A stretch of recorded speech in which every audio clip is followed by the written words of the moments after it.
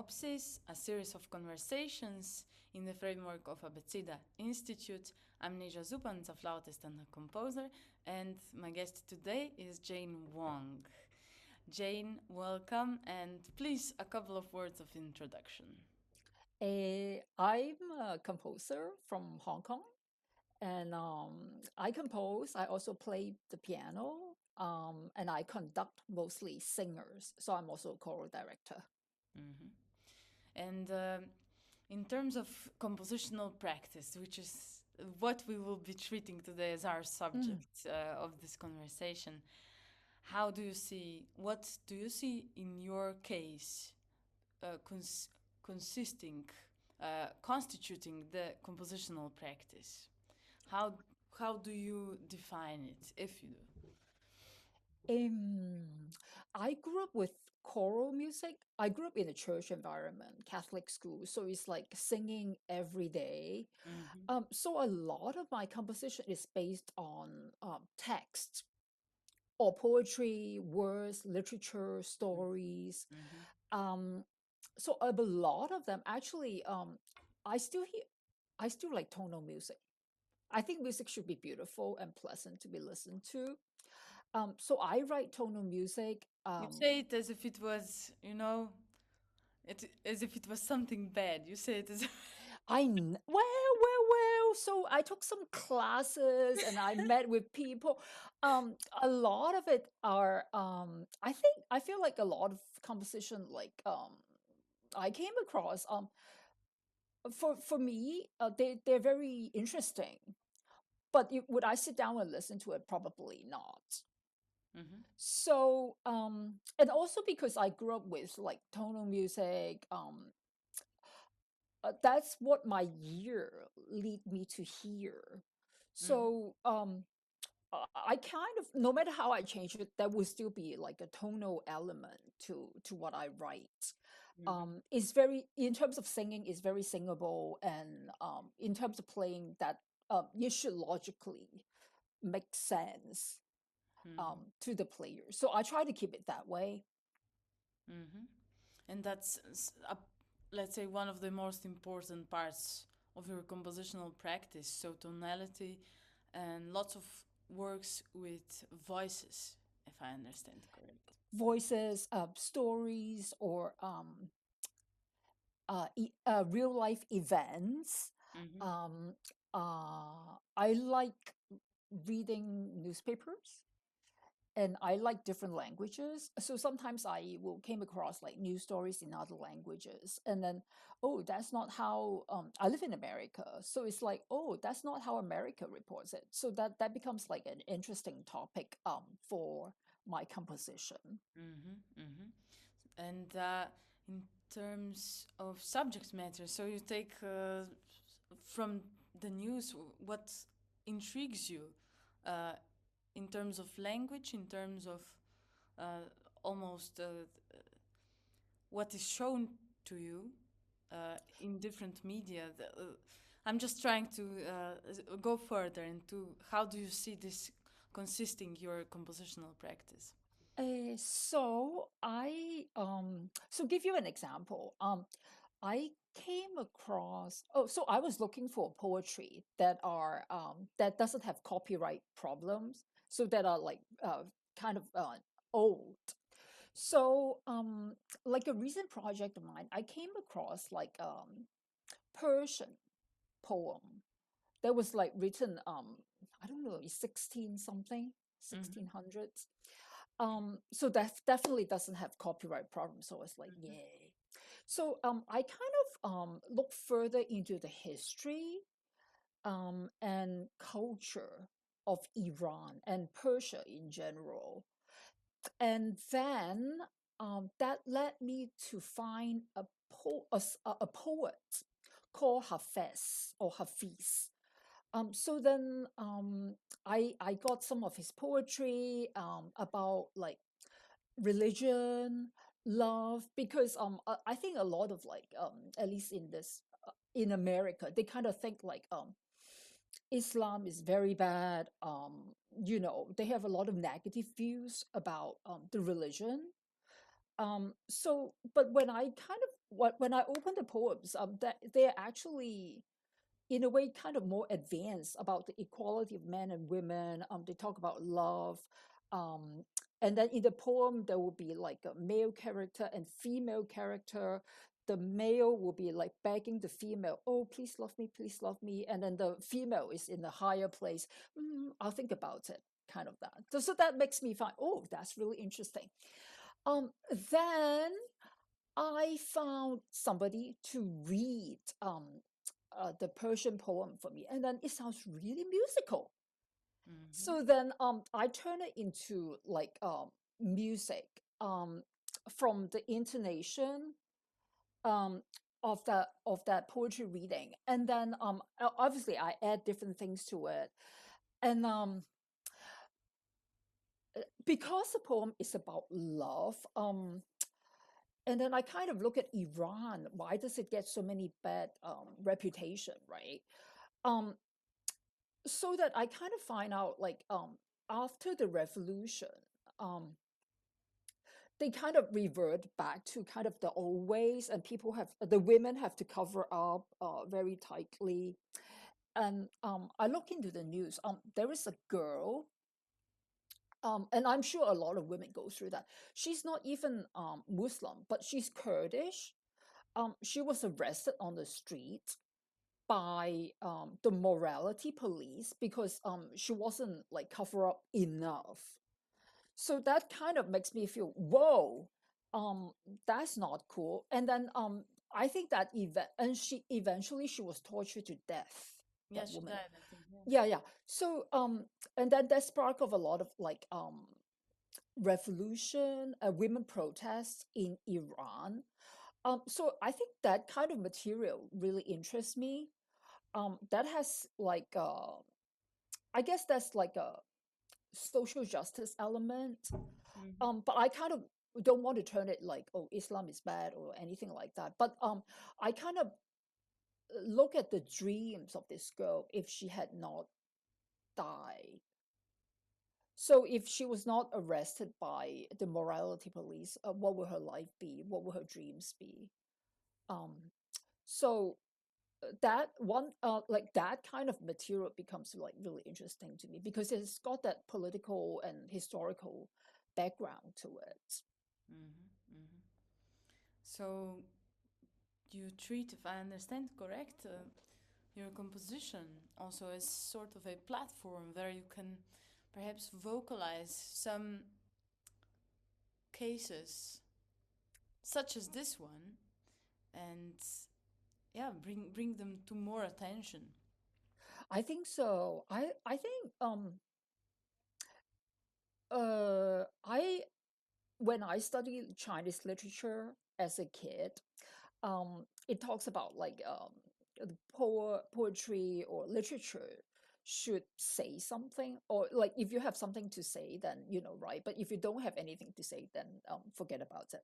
So I think for me, I try to make each piece of work that I write have some sort of meaning or dedication, or it kind of um, bring the awareness of certain message to the public.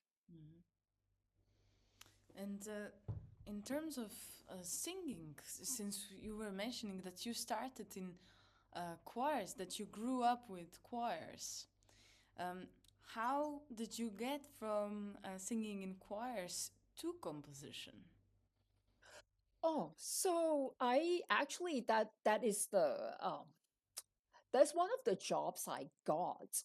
I've actually not really thought about composition initially.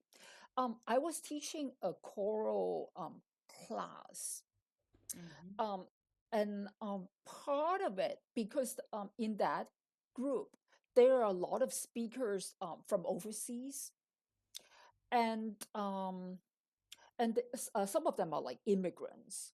So they don't necessarily understand English very well. So then I started a project about like, how about you, we write a song together, and you perform something you want to sing. Mm-hmm. So that then after, so we collectively write like some sketches of songs. It doesn't really have like any shape to it, but together, like when I take them home and kind of like listen to it, oh, here's a melody, here can be the chords. So I use that raw material, and I arrange it in a way that it becomes like a singable song.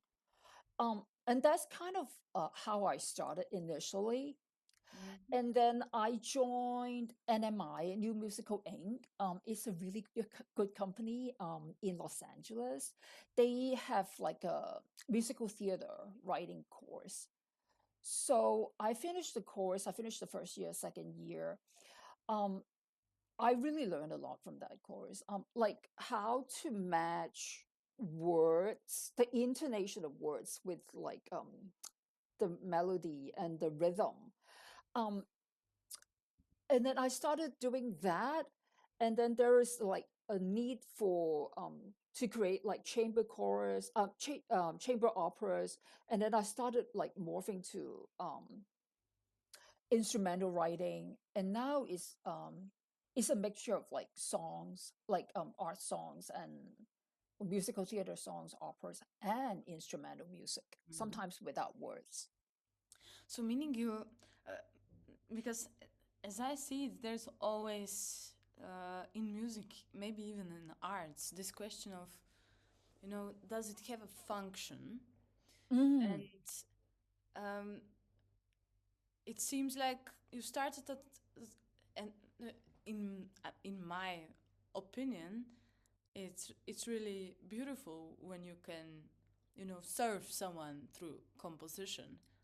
Um, and I'm curious, starting um, on a case where there was simply a necessity to compose for this choir, as you defined it, it was something that served the development, I guess, of the choir and possibility of everyone's engagement, right? Hmm. What are your thoughts on, functionality of composition?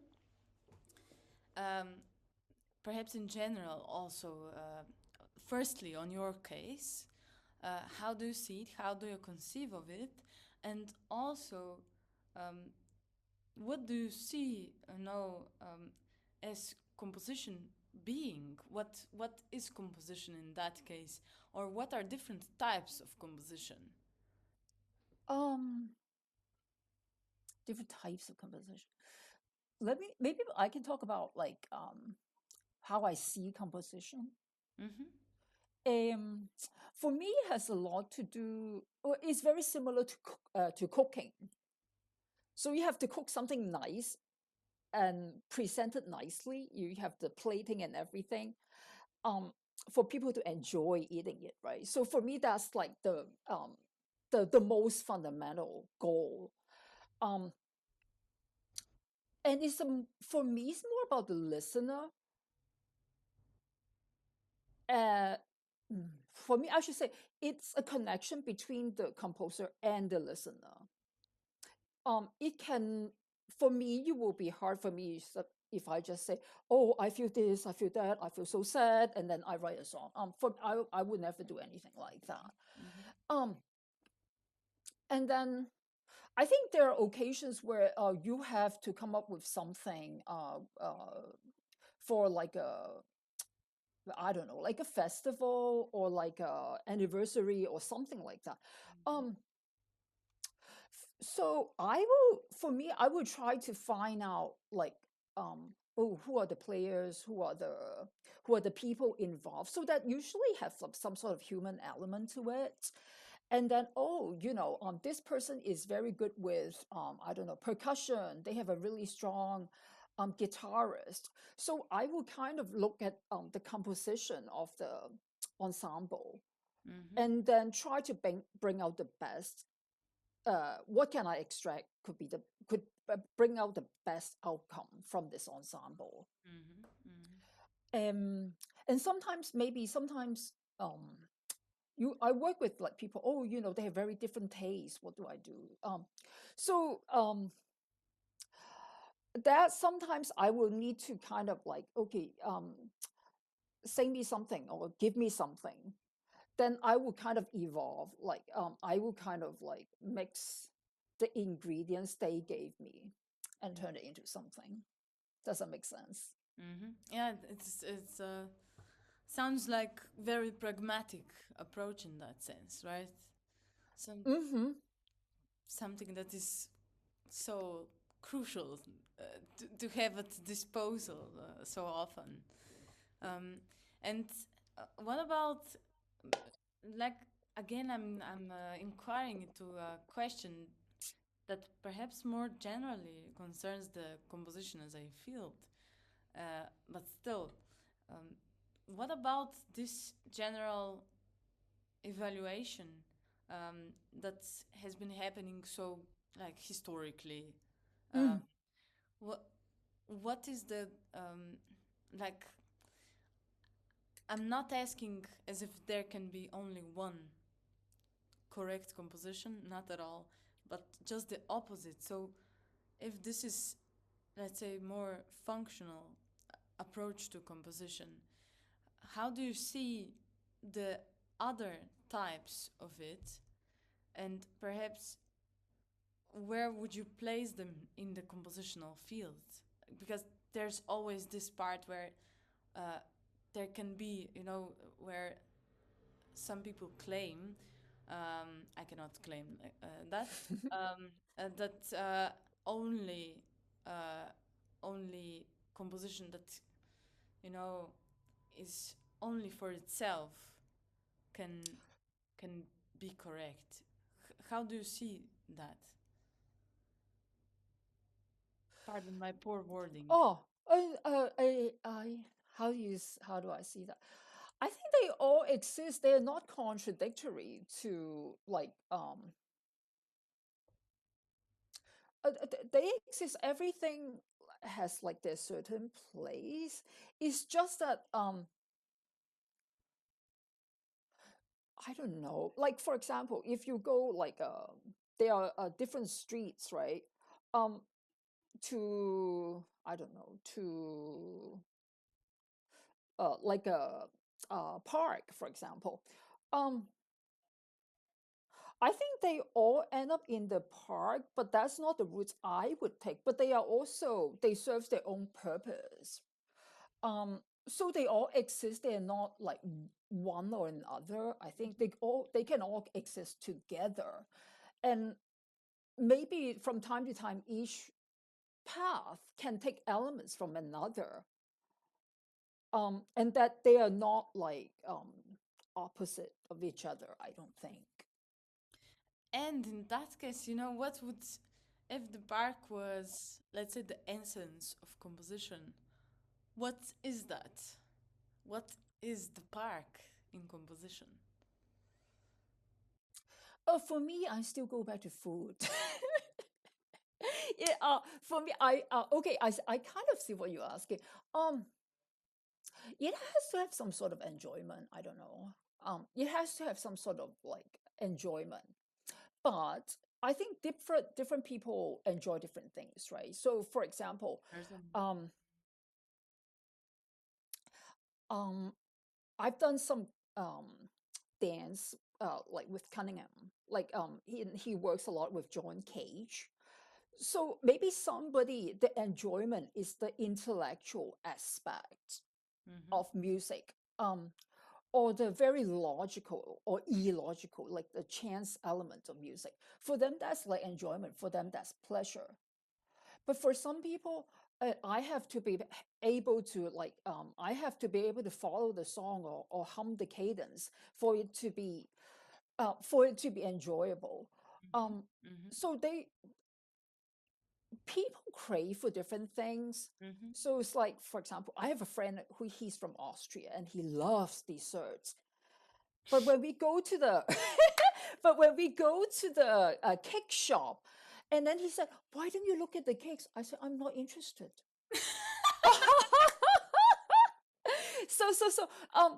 He was still he was still looking at the cakes, and I already moved to the counter to pay, and he doesn't understand. why I did not stop at the counter to pick the dessert. But for me, I simply am not interested. I would straight go, give me one coffee, and then that's it. So people have different tastes, but they're all okay. They're all yeah. No, I mean, to not come out as if I'm looking for someone that's guilty or anything like that. Not at all. And this is a great opportunity to perhaps say, what I'm searching for is acknowledging different types and recognizing them. Yeah. But at the same time, also this question of, okay, so it's so many, let's say, all of these types of composition exist, coexist. Yeah. What is common to them? What is the common denominator of them? And through that, the question of what is composition? Let me see. Wow, this is a deep question. Yeah, I know it is. So they have, so first of all, it can be sound or no sound, right? It could be sound or silence. And it has to be received or perceived by your ears. So the audio element is the most important. And I read somewhere that's acousmatic music, and then people try to disassociate what you see from what you hear. Like for example, like some musicians will play behind the veil or the black curtain, and then so when you are sitting in a concert hall, what you will hear will be just the sound, and then that's your whole experience. So I guess what it boils down, that kind of way. So auditions are acousmatic listening. Yeah, behind the curtain. Behind the curtain. So I think like the most fun element is like you can only receive something that's received through your audio senses, and it can be something that you can't see, and you don't have to feel it. There's no smell. What are the other senses? Sight, touch. Yeah, it doesn't have to. Can you feel the touch? It doesn't have to be, right? You have to hear it. It doesn't have to be. Smell, touch, visual. What else? I think that's it. I think approximately it, yeah. Yeah, and taste maybe. So I think that's maybe when it boils down to is like what you hear, and even if it's like environment, right? If it's just what's it called, like white noise, it's still sound. I guess it's still something you hear. Yeah. I mean, it's curious how always, not always, but how, and in a way also contradictory, to try to speak of music, since, I mean, at some point it anyway needs to be acknowledged that it's its own, how to put it, it's its own world, the music, and the composition facilitating it, and up to a certain extent you can speak of it, but anyway never really fully. At least that's what I'm speculating at this time. But the taste is often, let's say, a vehicle, a metaphor that helps. Like you already, initiated the metaphor of cooking, you know. Mm. And, and indeed, it's sometimes helpful to make a parallel to that. And how about through that metaphor, what could you say distinguishes your the your music, the performances of your compositions? If you worked with that item, if you continued the metaphor of the chef, what is distinct to your dishes? Oh, I like spicy food. So a lot of spice. I think something like kind of edgy. Um, and what is this thing? I don't know. I always like culture. There's always like a cultural element to it, because I think one of the things that kind of prompted me to go the direction where I go is because the program where I went to as a kid is very Western classical music. It's basically just one. There's no jazz, no ethnic music, nothing. Then graduate program, everything Western classical music. There is no African, zero, no Arabic music. I became very interested in kind of. But then I work with a Indian dancer, and then she said when she was a kid, she has to, when in order to learn dance, she also has to study rhythm and music. So I think there is something we can learn from other cultures that we can bring into bring into is not very good, but maybe we can learn from other music and kind of recognize them as very high quality music too. Just because somebody is like from, I don't know, like Haiti or some other countries, and then they have song that is tonal or just have one chord, four chord, five chord, it doesn't mean that they're not music or like not good. Yeah, I don't know who They says they that. all they all exist, but I think there are some, I don't know, like some people would argue, oh, they're so easy. I don't like them. Mm-hmm. I have like seen people like that too. Um, but I think I uh, most of the time I will go out and kind of like search for like cultural elements, and that includes my own culture, obviously, like Mm-hmm. Chinese music, and what instruments. Like suppose you play a song, the fact that you have different instruments or different interpreters, different performers, or you also like make you have different outcome Mm-hmm. in the performance. Um, so I don't know. I usually I would try to go out of the Western classical music grid a little bit.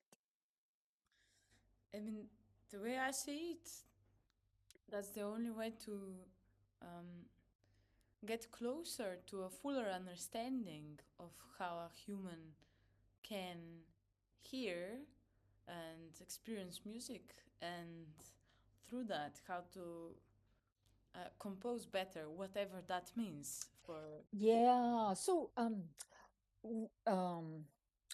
I observe a lot of like babies, or like very very young children. They do listen and they do respond to music, and they know like when the music stops, they will cry, and then when the music is like energetic, they will be like eh, eh, eh. So that is something maybe not very intellectual, but there's something very kind of innate in us that search for something, some sort of sound that we crave to, but that maybe each person crave for different types of sound. But I think that's kind of in almost all of us. There is that sort of like craving for something like audio wise. but then what distinguishes music from audio, you know? Oh, I've thought about that a lot Yeah. because recently, I know there are some engineers, they don't know how to read music, but Mhm. they know how to create computer Yeah, programs, yeah, right? yeah. And then they use different sound bites, boom, boom, boom, boom, and then they change the algorithm, and then they say, "Hoo, I created this sound. It's so cool." Hmm. So I suppose that is also music, right?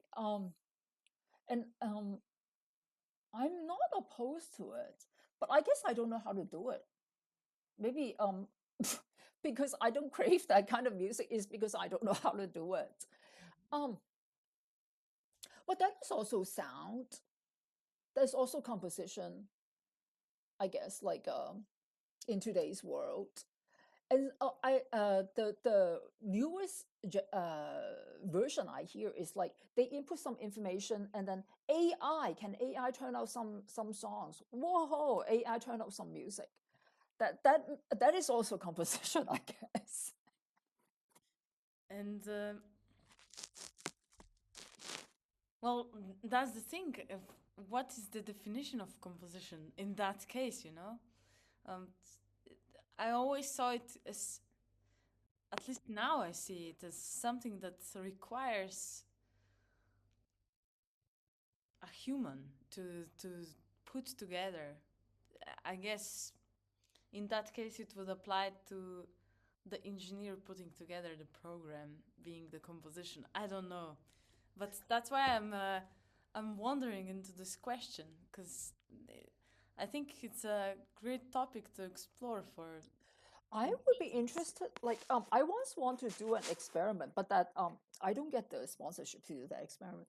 I wanted to do an experiment where uh, there is a song that's composed by AI, and there's some with the same input, right? And then there's another song composed by human, and let people listen to it, and then to see which one they like better.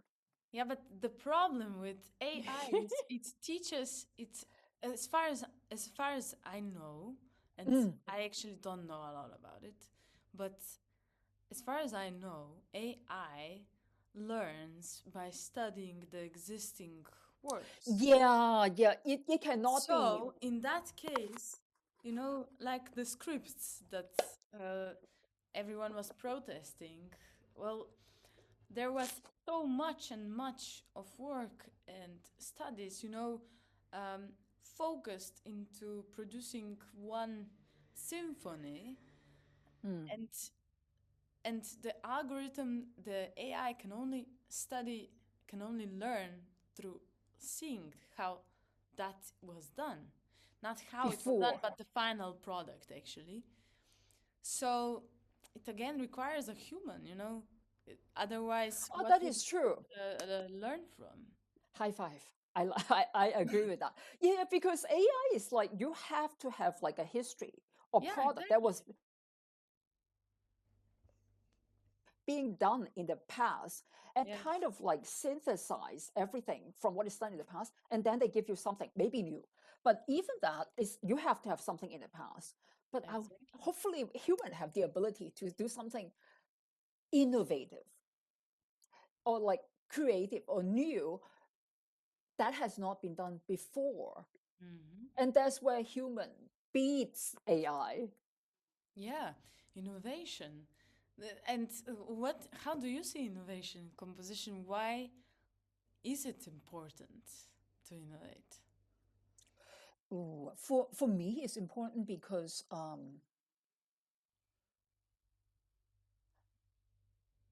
mm, I think some of the things I like languages, but I think sometimes when there are things that cannot be or emotions that cannot be expressed with words, then music becomes important. Hmm. Um, And I oh, guess each era brings new. If one would treat music as, you know, place where this is expressed, you know, what you're saying, what you cannot express with words. I guess each era would bring new necessities for expression because we're evolving inevitably, and our thoughts are what we are as humans, as people. What we think of is changing and staying the same, I guess. But I guess one could say it brings new necessities. Innovation, if it wants to follow the humanity, it's it also needs to take part in composition for music or what? Mm. It definitely has some sort of trends, right? Or like direction or pathway or movement. Um, what do human needs? That's the question. Like, Yeah. I mean, or maybe like what in this generation, what do people crave for? Um, I don't know. I honestly don't know. Yeah, and specifically crave for in the framework of music, what needs to be there, I guess. And another, probably a better put question would be, what conditions do you see as necessary to introduce in your practice in order to facilitate innovation? The way I see it is innovation is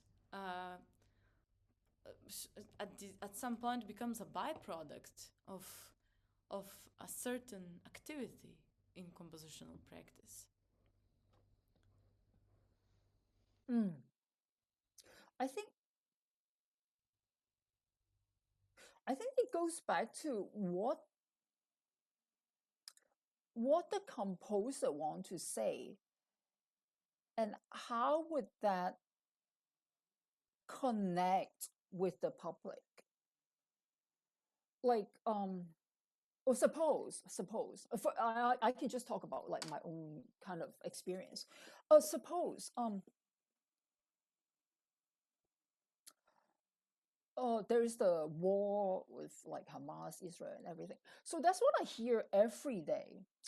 So I think in my mind, what occupies my mind is today is like conflict, territory, um, peace, a division, or something like that. So from there, it gives me an idea um,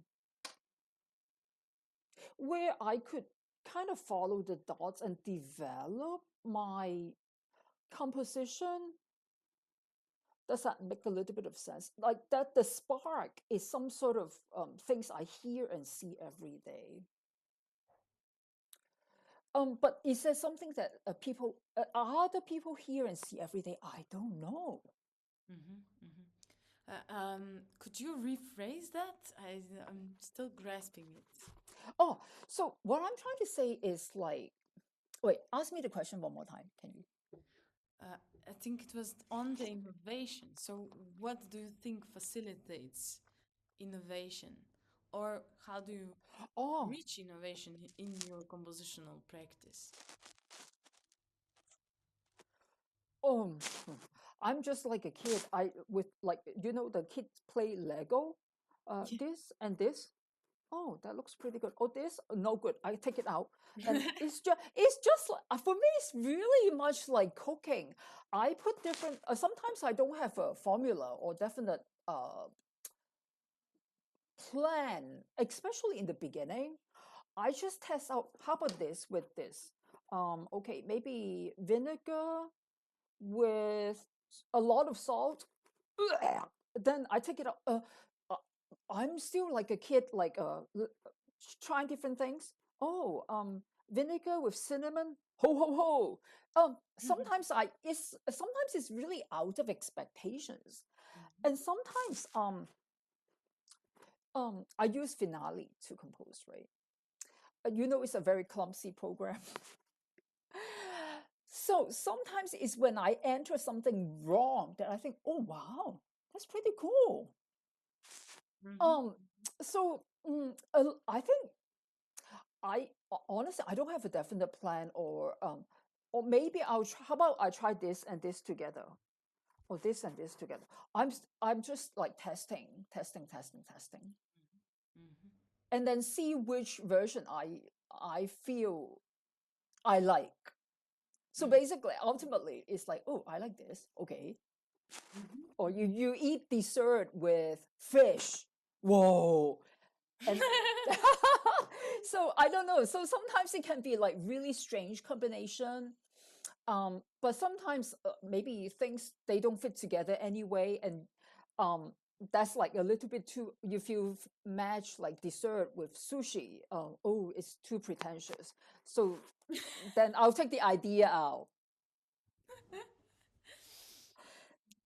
So it's basically, I mean, isn't it for everyone? Trial and error up to Yeah, a really certain like a extent, little right? mouse try.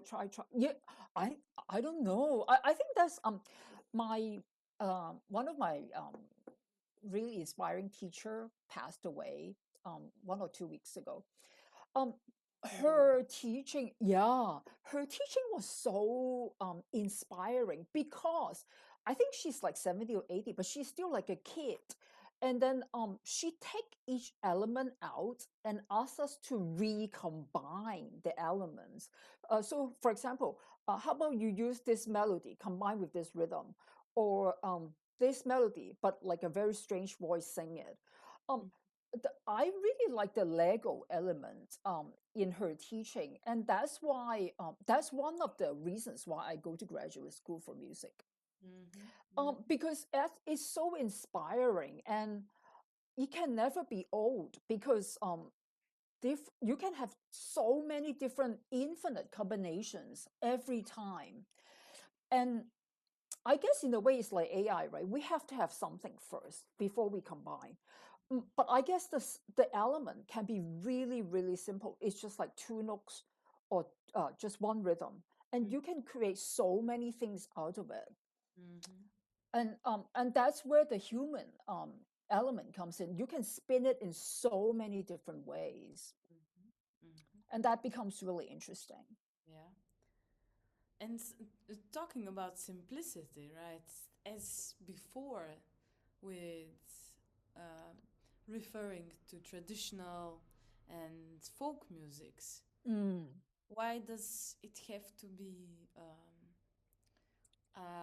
negative for something to be simple, right?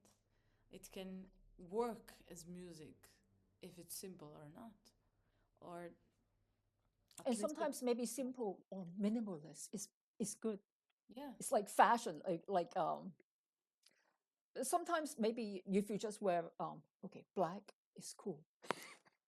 It doesn't have to be like a rainbow color. It doesn't have to be like really fancy or complicated. I Mm. think um for people to enjoy, or for people to understand what you're trying to say, I think. Yeah. And in terms of future, how do you see your composition uh, evolving? What are you aspiring to write in the future? If there's some, of course, if you maybe you just work from one to the other piece direct, or do you plan? Do you have something you really want to compose?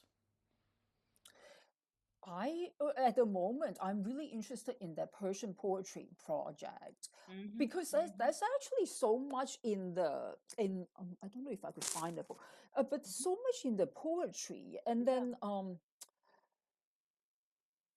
Yeah. and then I asked a scholar. So is it because the poet is very advanced of his time? Because there's in the poem, men and women are kind of equal, right? Mm-hmm. So I said, is it because out of his time, or why? Um, it Also, it seems was like different religion is in that going period, backward. right? Mm-hmm. Yeah, yeah. He said that it's more spiritual than religious. So at that time, I think they don't have so much restrictions or like rules about religion. Um, the love they have for each other is more natural and simplistic, and it's kind of really, really direct. Um, and there is no, oh, you are a woman, you must, you cannot pursue me, or I'm a man, I must be really macho. There is no preconception. So I'm really, really interested in that, in kind of finding more about that period, and what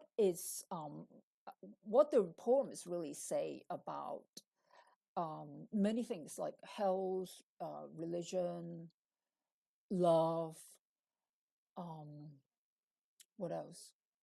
And then kind of spirituality, like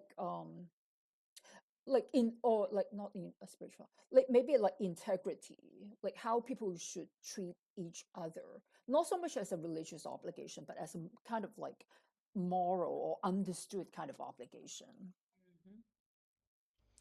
And in terms of teachers, since you were briefly addressing one of your teachers before, how do you see the role of a teacher in your composition formation? Um, did you have strong influences from your teachers, or did you more learn it yourself, maybe from the colleagues? Your formation as a composer. Um, I didn't really study composition for undergrad. Mm-hmm. Um, it's sometimes you meet people who are very inspiring. Like, do you have people like that? It's like sometimes you meet people where you just connect, ding, and then you just connect. Um, oh, who else? Sometimes it's, yeah, it's not like I follow a particular path or tradition, but sometimes like when people say something very simple, but then it becomes like some sort of wisdom like later. So like um I took a class before where the environment is very like primitive or simple, but then the teacher said, use what you have. so so basically that kind of makes me think, okay, so the group I directed before, like most of them are not like trained musicians. Even if you have not trained musicians, you extract different things and you can morph it into something else, I think.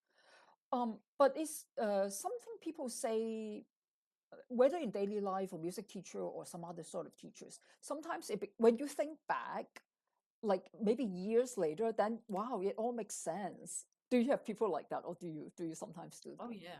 Oh yeah. Right? It's Certainly. sometimes like when they say it to you, you kind of think, what are you talking about? So, but then, but then it's like sometimes like years after that, wow, I wish I spent a little more time with that teacher or something. It suddenly it just click. Mm-hmm. And in terms of then constructing the, let's say, I don't know, constructing the, I guess, conceptions of compositions. This is something that just then evolved throughout the practice of it, throughout working. And then for me it just organically evolved. Like I started like writing for musical theater and opera, and then you kind of transition, oh, we need chamber opera, so I learned instruments, and then and then you gradually transition to something else. I think it's like everybody, right? You for the arts, it's really hard to say. Sometimes when you do these applications, what is your goal in 5 years' time? Sometimes it's really hard to say, 5 years later, I want to be I don't know, superstar composer writing for blah, blah, blah. Sometimes it's really hard to say it that way. But then I guess if you work every day and if you work hard and seriously, your path will naturally point you to the right direction, I guess, or it will guide you to read the right people.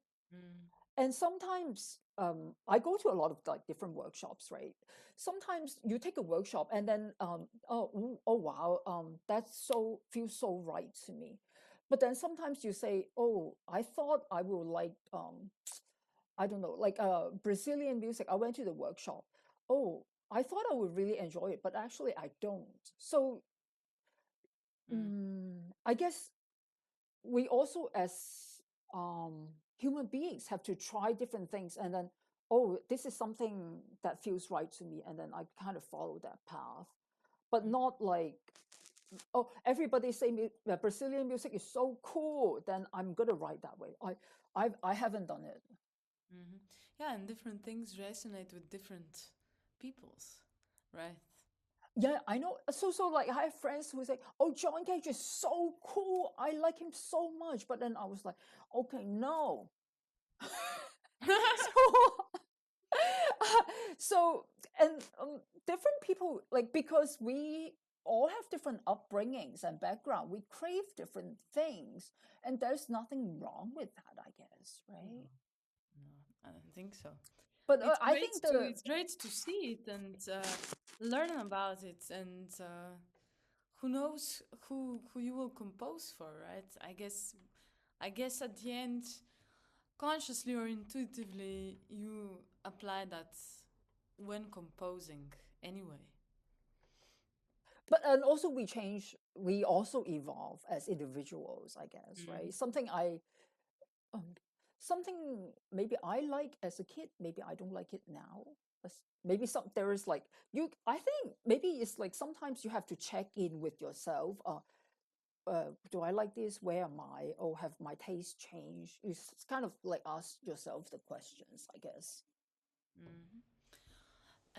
Jane, approaching towards the end, I would like you to perhaps give us a short message, one for anyone that is aspiring to become a composer, to start composing, and the second one to anyone that will hear your music, perhaps see this conversation and go to listen to your music.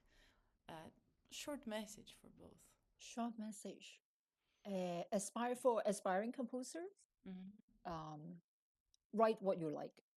Don't follow other people. Um, for people listening to my music, I hope that will inspire you to do some um, research or discovery about other cultures. Lovely. Thank you very much, Jane, for You're sharing. welcome.